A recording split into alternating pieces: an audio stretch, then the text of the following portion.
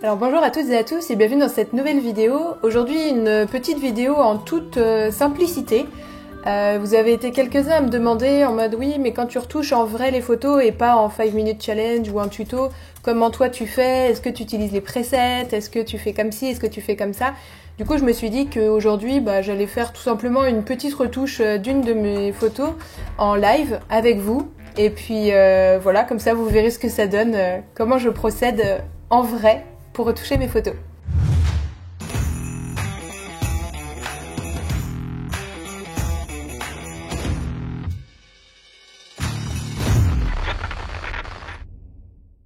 Alors là du coup on va retoucher aujourd'hui une photo de la jolie Fanny qui, pour la petite anecdote, c'était ma toute première modèle femme enceinte pour la constitution de mon book au tout début, sachant que c'était sa première grossesse. Maintenant elle est maman de deux petites filles et c'est trop chou de la retrouver à nouveau pour une petite séance photo. Donc ça c'est des photos extraites de la sortie Noël qu'on a fait cette année. Vous verrez d'ailleurs la vidéo qui sortira sûrement vers la fin du calendrier de l'Avent, donc vous allez avoir un petit aperçu de notre sortie. Et je pense que je vais retoucher cette photo-là. Si je suis motivée, je retoucherai peut-être une ou deux autres avec vous, mais voilà, vous allez déjà voir comment je procède pour cette photo-là. En sachant que j'ai déjà fait ma présélection des photos, etc., le tri a déjà été fait. Mine de rien, des fois, c'est le plus long quand on fait quand on post-traite les photos. Rien que le tri des photos, des fois, c'est quelque chose. Alors, donc comment je procède? Moi, j'ai tout un tas de paramètres prédéfinis. En fait, c'est très rare à l'heure actuelle que je retouche une photo en partant de zéro. J'utilise quasi tout le temps des paramètres prédéfinis sous Lightroom, donc ça vous permet en fait de faire une retouche et quand un style vous plaît, de sauvegarder tous les réglages que vous avez fait pour une photo donnée, de l'enregistrer, et comme ça quand vous ouvrez une nouvelle photo après, vous avez qu'à cliquer sur le paramètre prédéfini et ça vous applique les réglages que vous avez souhaité sauvegarder. Donc l'avantage c'est que ça vous fait gagner énormément de temps. Après bien sûr c'est rare de pouvoir appliquer un preset à une photo d'une autre série et puis que pouf, par magie c'est tout bien dès le début. Non, en général ça vous donne plus une base de travail. Et ça vous apporte une cohérence d'un shooting à l'autre aussi, parce que vous avez toujours justement cette petite base de retouches similaires, et après il faut ajuster à chaque photo. Donc là je vais regarder un peu, j'ai beaucoup trop de presets, il faut que je fasse du tri dans mes presets, parce que c'est à l'ordi le catalogue Lightroom. Mais j'ai un preset que j'avais fait l'année dernière sur le marché de Noël, donc je pense que je vais partir sur ce preset là de base. Et puis je vais ajuster, donc là vous avez vu ça m'a bougé toutes les petites réglettes, la courbe, le virage partiel, etc. Ça m'a même mis de la réduction de bruit de base. Donc ça m'a fait une base de retouches, on peut voir le avant-après, ça va déjà bien changer la photo. Mais je vais aller retoucher un peu tout ça moi à ma façon pour cette photo-là. Donc je vais commencer avant toute chose par un recadrage pour mettre plus en avant son regard. J'hésite à mettre centré ou pas centré cette photo. Ouais, je pense qu'en plus centré, en fait, ce sera plus sympa. Ouais. Oui, mon chat. Interruption chat. Tu veux sortir? Ah, ça fait partie de mon live retouche, d'ouvrir au chat. Tu sors ou tu rentres? Il fait trop froid pour toi, c'est ça? Ok. C'était juste un miaulement pour aller mettre le bout de nez dehors, mais il fait trop froid. Les chats, pour ceux qui en ont, vous savez de quoi je parle. Bref, donc j'ai mis son premier œil sur la règle des tiers. Je pense que c'est mieux cadré comme ça. Et puis par contre, après, je laisse le reste en centré. Ça me paraît pas mal. Au niveau de la balance des blancs, alors ça, je vais le refaire à ma sauce. On est beaucoup trop jaune, je pense, là.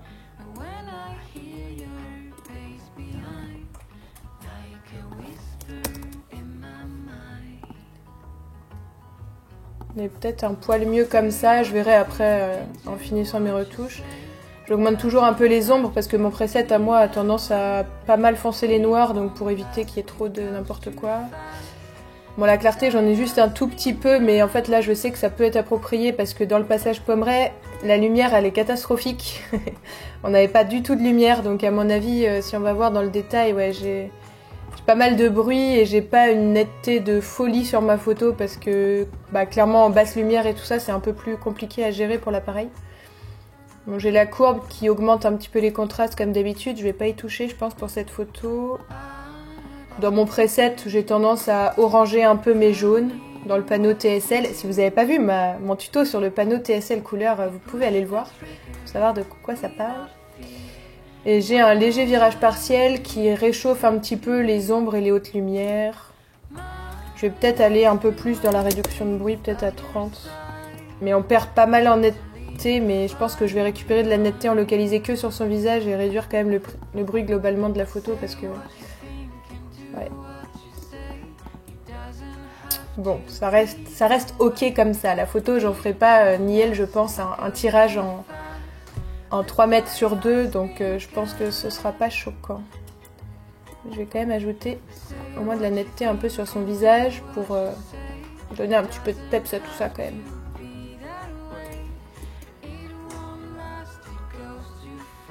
Peut-être aussi éclaircir un peu les ombres et éclaircir tout court d'ailleurs.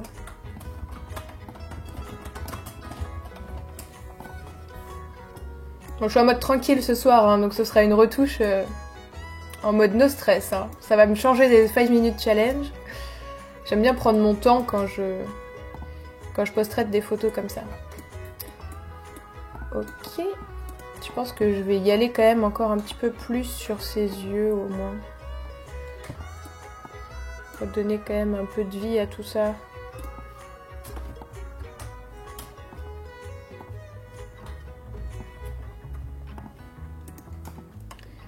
Et je vais atténuer un peu ses cernes.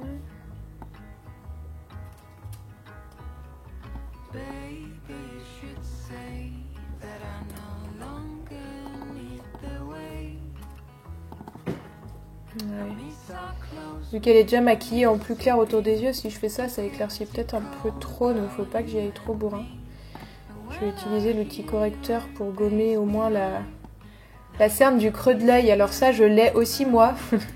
Donc quand je fais des autoportraits, je suis toujours à me gommer la cerne du creux de l'œil là.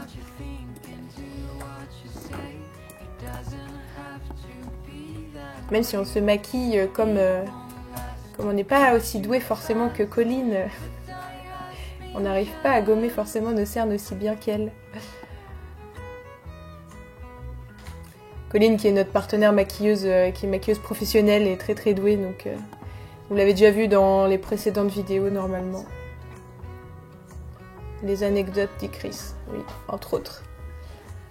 Bon, vous verrez d'ailleurs sur la sortie photo Noël, elle n'a pas maquillé nos modèles là, mais elle a maquillé... elle a fait un seul maquillage artistique, parce qu'elle n'avait pas trop le temps de gérer plus. Elle a fait le maquillage artistique de Sophia. Donc je ne vous spoile pas ça. Vous verrez sûrement... j'ai commencé à post-traiter les photos, vous verrez sûrement dans les prochains jours ce que ça donne. Je suis trop en train de raconter ma vie en même temps que post-traiter, mais en même temps sinon la vidéo elle va être longue et pénible pour vous.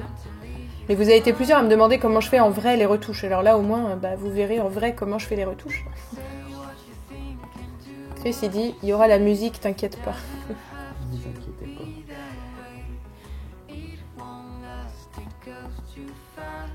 Bon alors Fanny elle a une très jolie peau.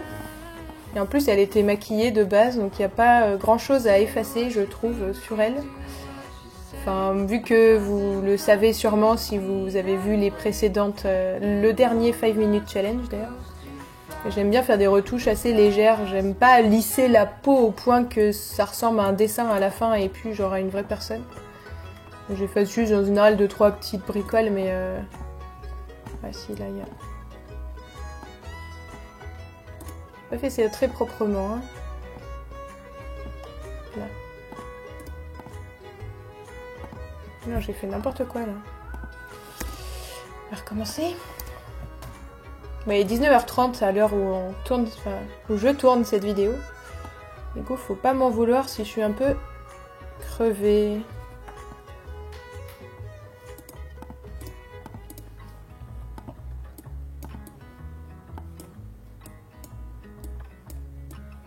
Ouais, c'est peut-être mieux comme ça.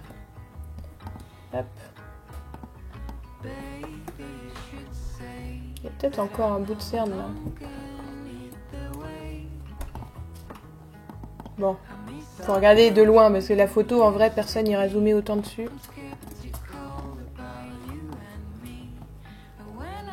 Je gomme juste les petits trucs principaux qui me chagrinent un peu pour la photo mais...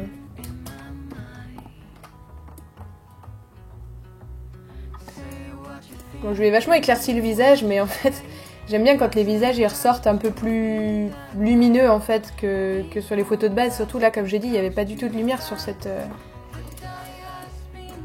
sur ce spot-là, donc c'était un peu compliqué, mais bon, c'est peut-être quand même un peu trop froid là sur elle. On va pas abuser non plus. Peut-être juste désaturer un peu les jaunes sinon. Ouais. Parce que j'aime pas quand les photos sont trop jaunes, moi. Je sais pas pourquoi. C'est pas ma passion, la couleur jaune. Alors là, vous voyez que mon preset, il a fait un truc beaucoup trop pétard sur son pull. Et du coup, ça enlève le côté tout doux qu'on voulait donner à cette photo quand on l'a prise. Du coup, je pense que je vais dessat les rouges-orange, là. Allez, je fais rarement ça, mais on va voir.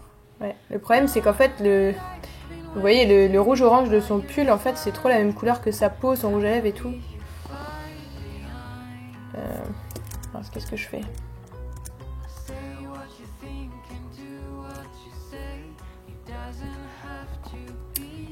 Comment je fais, du coup?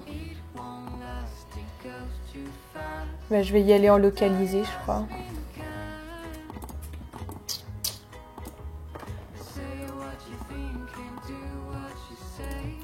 Bon, quand je fais ça, j'y vais en bourrin, mais juste pour voir un peu où je suis et après je diminue l'intensité de mon réglage, mais c'est pour mieux me rendre compte de où je peins ou pas.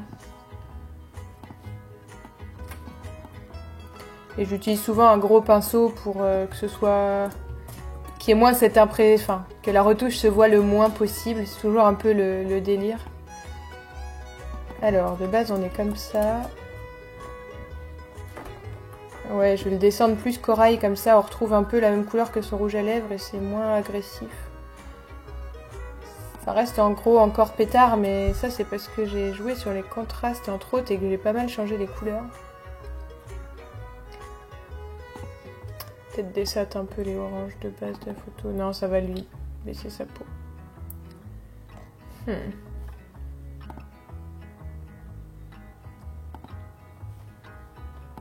Je vous ai dit que c'était une live retouche, hein, donc j'ai pas essayé d'abord de faire des trucs, voir si ça faisait bien ou pas.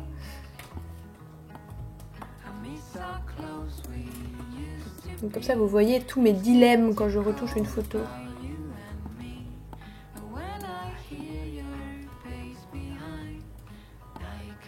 Sinon baisser un peu l'expo de son pull, que ce soit moins intense.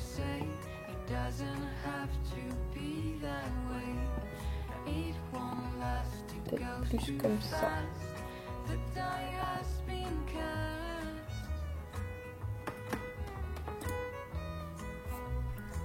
En fait, je suis en train de me dire que cette photo, ça se trouve en noir et blanc, elle est bien.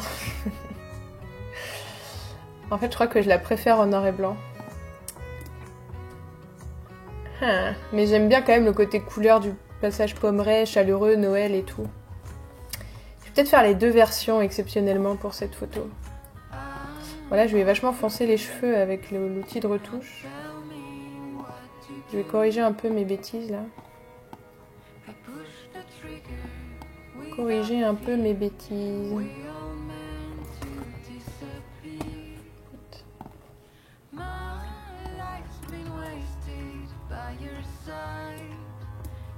Chris, t'en penses quoi?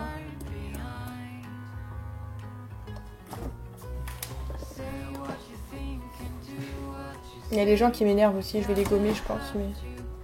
Coucou. On n'a pas de retour quand on fait les vidéos comme ça, je ne vois pas moi ma tête comme vous la voyez là, donc... Mais je pense que vous voyez Chris quand même. Ouais. Il y a rien qui te choque?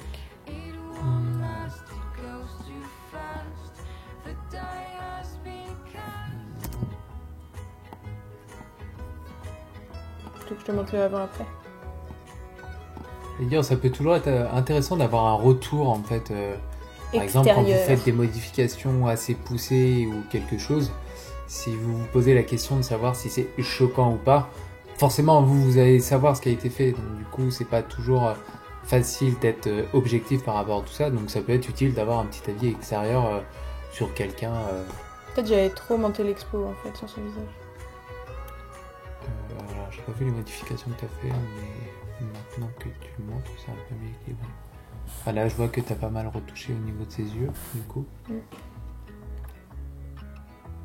Ça te choque ou pas? Non, pas spécialement. Non. Elle a une jolie peau de base, hein, donc pas besoin de faire beaucoup avec Fanny. Il est souple. Elle retourne à son montage vidéo qui devrait ressortir après-demain normalement. Vu que c'est celle-là qui est censée sortir demain. Je sais pas si je vais m'en sortir à gommer ça proprement. Pas y passer 3 heures non plus.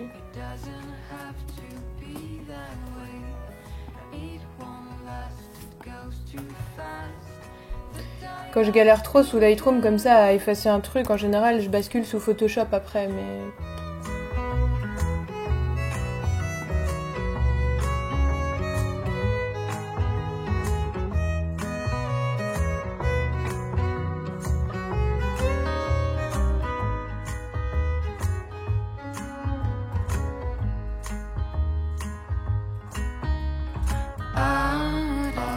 Bon, et là pour fondre encore un petit peu plus toutes mes histoires, je rajoute Je rajoute, on va dire, très artificiellement du flou et j'efface un peu... Je rends, disons, moins nette et moins visible toute la zone que je viens de retoucher. Hop. Donc ça se fonde un petit peu plus... Voilà, que la retouche soit moins visible, mais j'ai ajouté un peu de texture parce qu'en fait si j'effaçais juste les gens et que je lissais un peu trop tout ça, mais en fait ça faisait une zone très très vide à droite et du coup c'était pas esthétique, enfin en tout cas c'était pas à mon goût. Donc du coup j'ai décidé de rajouter un peu des défauts entre guillemets dans ce que je gommais pour que ça fasse pas trop lisse, uni dans cette zone-là et que ce soit un poil plus naturel, on va dire. Hop, donc voilà, on va refaire un coup de avant-après pour se rendre compte un peu de ce que j'ai fait. Je pense que je vais juste un petit peu assombrir autour d'elle, enfin baisser un peu les hautes lumières autour d'elle, donc en faisant un filtre radial mais inverse. Hop. Pour attirer encore plus l'attention sur elle, bon bien sûr avec énormément de... Après ça fait un grisâtre pas très joli dans le fond. Mais je vais un peu plus dorer les contours. Voilà. Hop. Peut-être quelque chose dans ce goût-là. Moi j'aime bien. On garde l'univers de... Enfin on garde l'idée de base de la photo initiale, mais en recentrant plus vraiment sur son expression, son sourire, son visage, etc. Puis en ayant un peu adouci le grain, rajouter un petit peu de netteté. C'est vraiment le genre de choses que je fais quand on fait des photos au passage Pommeray parce que ça peut vite devenir trop cata niveau qualité d'image, même avec un bon boîtier. Et comme je disais, je pense que cette photo, je la verrai bien en noir et blanc, mais aussi j'aime bien la version couleur, donc je pense que je vais... Enfin là, ce que je viens de faire, c'est que je viens de créer une copie virtuelle de la photo et je vais travailler sur la version noir et blanc maintenant un petit peu. Donc en noir et blanc, je vais enlever le virage partiel parce que sinon ça colore aussi le noir et le blanc. Des fois, j'en laisse un petit peu, mais là, non. Et je vais augmenter les contrastes parce que j'aime bien les noirs et blancs très noirs et très blancs.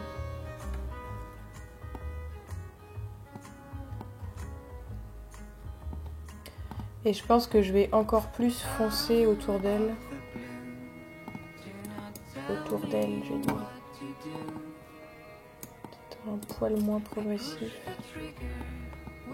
Pour vraiment que son visage ressorte à fond sur la version noir et blanc.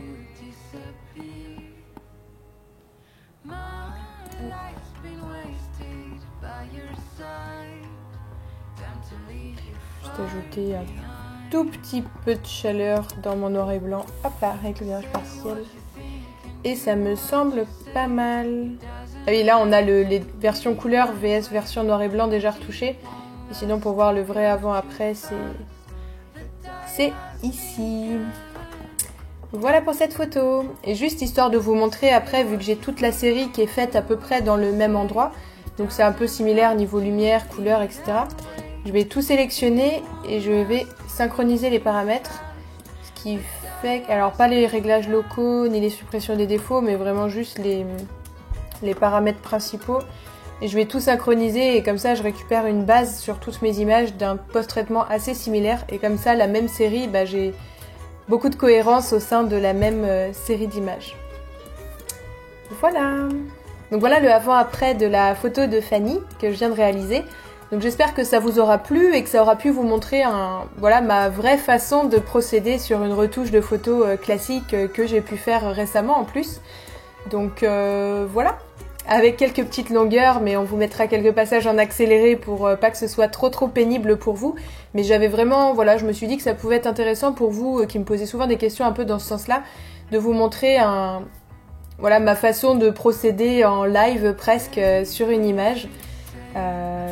En espérant que ça vous aura appris 2-3 petites bricoles, en tout cas que ça vous aura montré une façon de faire. Encore une fois, on a tous des façons de faire extrêmement différentes entre photographes et je ne suis pas du tout une experte ni Lightroom ni Photoshop. C'est vraiment ma façon de procéder sur les images pour obtenir les résultats que vous voyez de mes photos Instagram ou Facebook ou sur nos sites web. Donc vous aurez vu un petit peu l'envers du décor de comment ça se passe dans ma tête et concrètement sur une photo. Les retouches. Je vous remontre du coup la version couleur et la version noir et blanc. En général, j'ai vraiment une préférence entre la couleur et la noir et blanc et je rends pas toujours toutes mes photos en couleur et en noir et blanc parce que ça me demande Bon là, ça a été léger, mais ça me demande souvent un travail supplémentaire sur la photo en noir et blanc. Je me contente pas d'appuyer sur le bouton noir et blanc. Je retouche souvent les contrastes et quelques petites choses au niveau des lumières, etc. pour que ce soit un petit peu plus sympa. Mais là, la photo, c'est vrai qu'elle me plaisait vraiment bien dans les deux versions, donc je pense que je vais lui rendre dans les deux versions. Je vous demanderai sûrement sur Instagram, je la posterai peut-être demain ou après-demain, et puis je vous demanderai votre préférence sur la couleur ou la noir et blanc. N'hésitez pas à me dire, c'est toujours rigolo. Voilà, donc c'est la fin de cette vidéo, qui sera, je pense, déjà bien assez longue comme ça. Et puis nous, on a le montage à faire dans la foulée, là il est déjà 20h, donc... si on veut pouvoir se coucher pas trop tard pour éviter les maxi-cernes demain, on va le faire. Donc comme vous le savez déjà, peut-être ou pas, si vous nous rejoignez seulement maintenant sur la chaîne, en ce moment on est sur un projet de calendrier de l'Avent, donc on fait une vidéo par jour du 1er décembre au 24 décembre sur la chaîne, qu'on poste tous les matins à 7h. Et puis là, on tient le bon bout parce qu'on a fait plus de la moitié du challenge. Donc on est très contents pour nous. Merci encore, je sais, je le dis souvent, mais merci encore vraiment à tous ceux qui nous suivent, qui nous mettent des petits pouces en l'air sur nos vidéos, qui commentent nos vidéos, etc., qui s'abonnent à la chaîne, etc. Pour nous, c'est vraiment super chouette de voir que la communauté grandit et que surtout, vous êtes super bienveillants, super réactifs, super adorables dans tous vos commentaires. Et vraiment, ça nous touche énormément et ça nous pousse à continuer et à essayer de faire de notre mieux. Donc, un grand merci à vous tous pour ça. Et puis, je vous dis à demain pour une prochaine vidéo.